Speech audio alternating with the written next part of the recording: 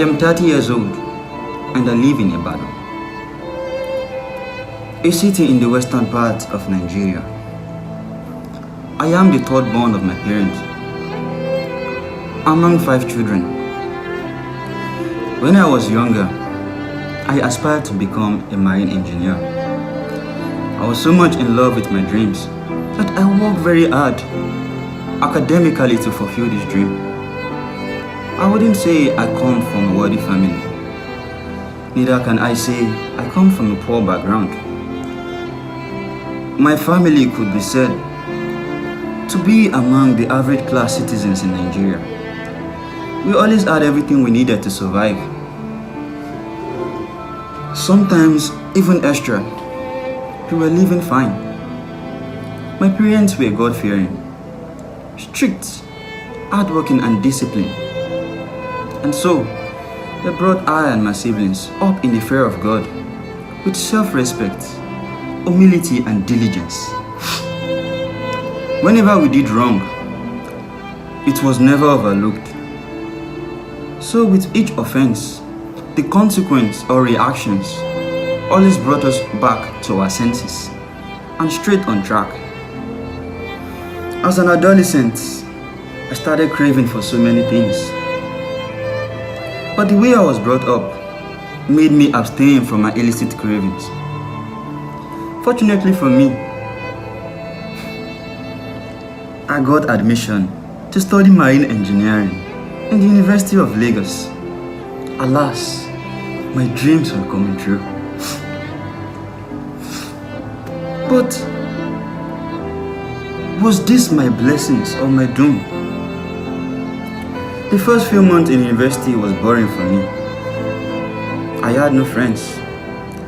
But at the end of the first semester, I had made some friends, and school became interesting. From few friends to a lot of friends, and the campus became my most cherished location. I made all kinds of friends. The good, the bad and the ugly. I was a lively person, so everyone wanted me around them.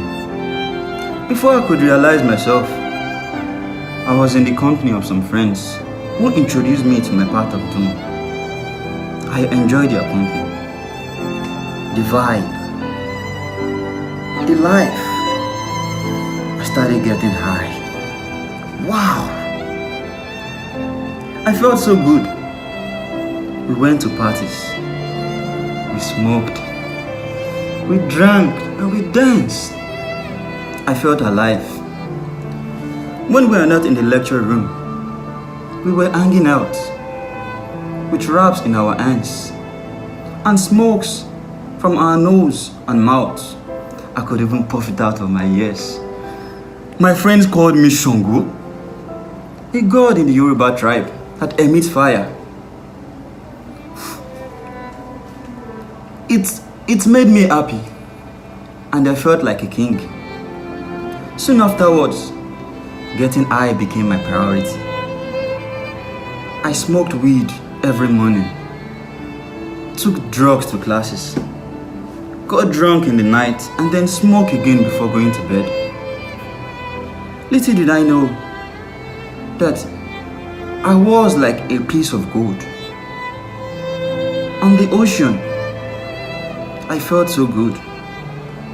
But I didn't know that I was not going to be lucky enough to be a drug addict and go scot-free. By the end of my third year, second semester, I was so low in my grade and I looked very lame. I was very slow at everything I did and I forgot things easily.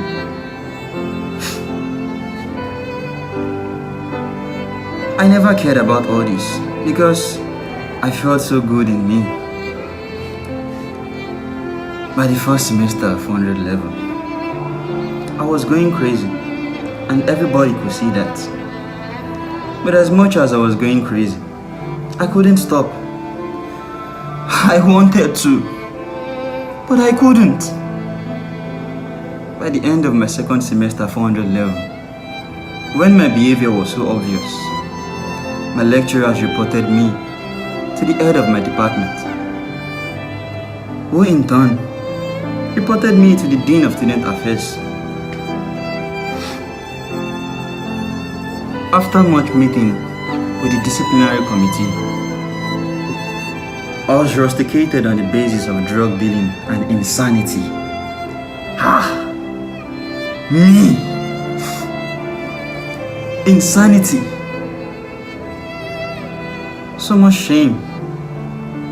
Dream shattered. Time wasted. I couldn't help it but to go back home. I could see the disappointment in the face of my parents and my siblings. But they could do nothing but to take me to the hospital for treatment. I was a mess. I was going crazy. And I looked very horrible. I was treated for 1 year and 2 months before I was discharged. But still, I was not fully well. I was far from being well. My sanity had been partially restored, but I was still very slow at doing things. My eyeballs had become really big and bloodshot, and every handwork I tried to learn proved very hard, as I was sluggish at doing it, and I forgot things that I was taught easily. This has been going on for years. Now I am 30 years old. I'm an apprentice to a carpenter in my neighborhood. I don't know what will happen in the future. But for now, I am screwed. My life is ruined.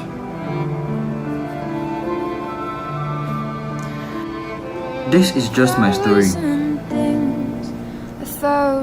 I wonder what other story they are. Maybe even worse. You never can tell if you will escape what others have escaped or are still escaping. But one thing is certain.